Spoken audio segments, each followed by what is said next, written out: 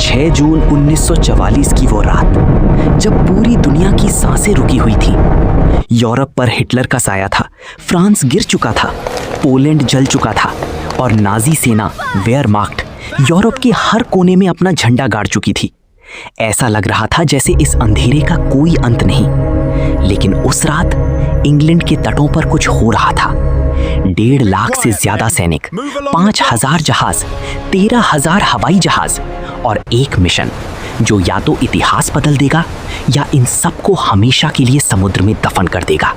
इस ऑपरेशन का नाम था ऑपरेशन ओवरलॉर्ड, लेकिन दुनिया इसे जानती है सिर्फ 2 शब्दों से, डी-डे।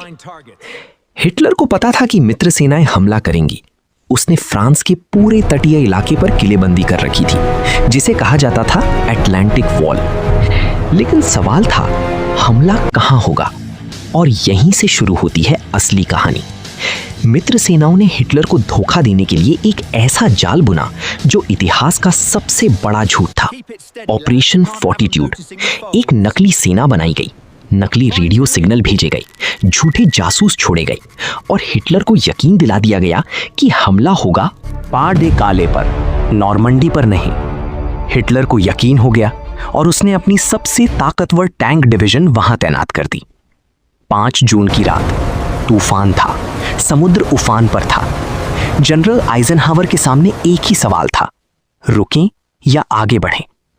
और उन्होंने कहा, वी गो। 6 जून तड़के 3 बजे आसमान भर गया पैराट्रूपर्स से।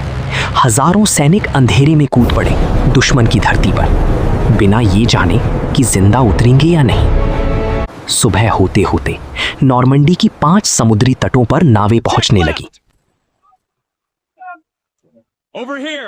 Utah, Omaha, gold, Juno, sword.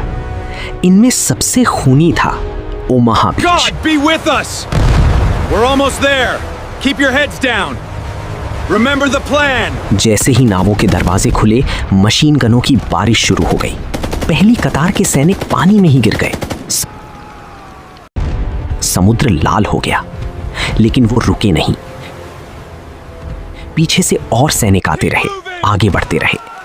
उस एक दिन में 10,000 से ज्यादा सैनिक हताहत हुए।